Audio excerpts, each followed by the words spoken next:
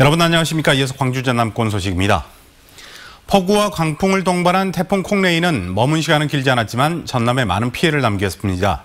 특히 수확을 앞둔 과일이 떨어지고 벼가 쓰러지는 등 농작물 피해가 속속 확인되고 있습니다. 김진선 기자입니다. 순간 최대 풍속 20m 이상의 강풍이 불었던 전남 신안군의 한 과수원. 수확을 앞두고 있던 배의 3분의 1 이상이 땅에 떨어져 나뒹굴고 있습니다. 날이 밝으면서 바람은 다소 잦아들었지만 이미 다 자란 과일들이 상당수 떨어져 나갔습니다. 가뭄에 지난 태풍 쏠리까지 이미 수확량이 줄어든 상태에서 또다시 찾아온 태풍. 아직 버티고 있는 배들도 바람에 흔들리면서 약해져 성장을 기대하기는 어려워졌습니다. 이제 바람에 스트레스를 받아서 좀 크는데 지장은 있죠. 올해 농사는? 한마디로 말해서 망했다는 거죠, 뭐. 인근 무화과밭에서는 강풍에 쓰러진 나무들을 일으키는 작업이 한창입니다. 지난 8월 태풍 쏠릭에도 피해를 입었던 농장. 다 익은 무화과들은 이미 짓물러 버렸습니다. 이 앞전 태풍에도 애를 쓰는데 해놓고 나무 넘어진 놈 다 이렇게 세워서 묶어서 해놨는데 또 이렇게 돼버리니까 굉장히 가슴이 아프죠. 노란빛을 띠기 시작한 벼들은 강풍에 속절없이 쓰러졌습니다. 폭우에 이어 강한 바람이 불면서 전남 해남과 강진 등 4개 군에서 현재까지 확인된 것만 280헥타르가 넘는 벼 도복 피해가 발생했습니다. 아직 강한 바람이 부는 가운데 지자체들의 본격 조사가 시작되면서 피해 규모는 더욱 늘어날 전망입니다. MBC 뉴스 김진선입니다. 많은 비가 내리면서 침수 피해도 잇따랐습니다. 양상추 재배단지인 광양시 진올면 일대에서는 100mm가 넘는 비가 내려 시설하우스 500여 동이 침수됐습니다. 또 오늘 새벽 6시 30분쯤 장흥군 장흥읍 동교다리 아래에서는 주차된 승용차와 화물차 등 차량 10대가 강물에 침수되기도 했습니다.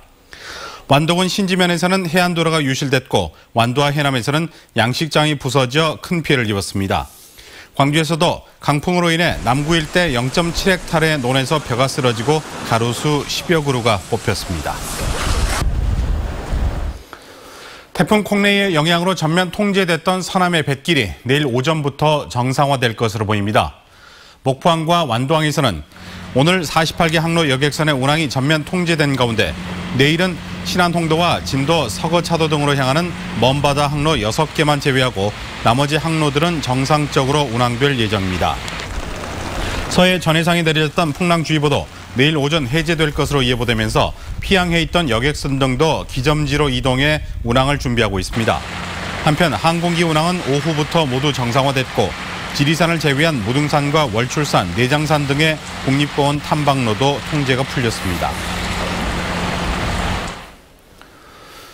도월 김용옥 선생은 한반도 평화시대를 맞아 우리 민족에게 새로운 길이 열리고 있다며 청년들에게 올바른 역사관 정립과 세상을 품는 지혜를 호소했습니다. 광주 MBC 창사특집 도올특강 김낙곤 기자가 정리했습니다. 도올 김용옥 선생은 우리 민족의 활동 무대가 중국 못지않은 큰 무대였다며 사고의 대전환을 호소했습니다.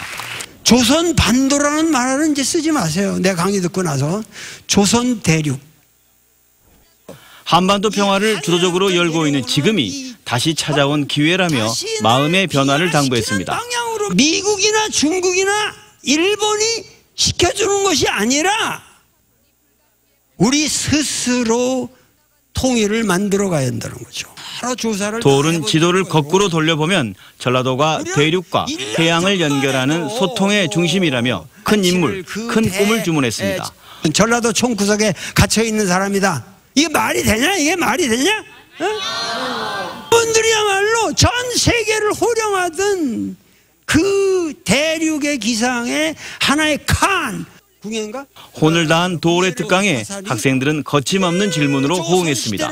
막 전라도인으로서의 자부심 같은 것도 좀 막 세워주시고 한민족으로서의 자부심 같은 것도 막 키워주셔가지고 그게 제일 인상 깊었던 것 같아요. 의미 있는 질문들이나 반응을 하는 것을 보고 참 훌륭한 역사의식을 가지고 있구나 하는 생각을 많이 했습니다. 가치를 알아. MBC 특집 한반도 평화시대 전라도의 길 도올 특강은 1, 2부로 나뉘어 2주 연속 방송됩니다. 논의되. MBC 뉴스 김낙곤입니다.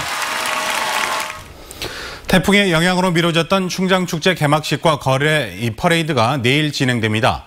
충장축제에 꽂힌 거리 퍼레이드는 내일 오후 2시부터 수창초등학교에서 5.18 민주광장까지 1.6km에 걸쳐 펼쳐지고 개막식은 내일 오후 6시에 5.18 민주광장에서 진행됩니다. 개막식에서는 100년 전통을 자랑하는 동춘서커스단과 중국 월수구 기예단의 서커스 공연이 선보입니다.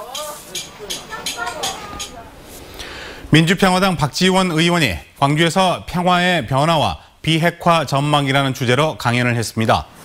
박 의원은 이 자리에서 2000년 6.15 공동선언부터 평양 공동선언까지 지속된 남북 정상회담의 역사를 돌아보고 한반도 평화 정착에 미칠 영향을 설명했습니다.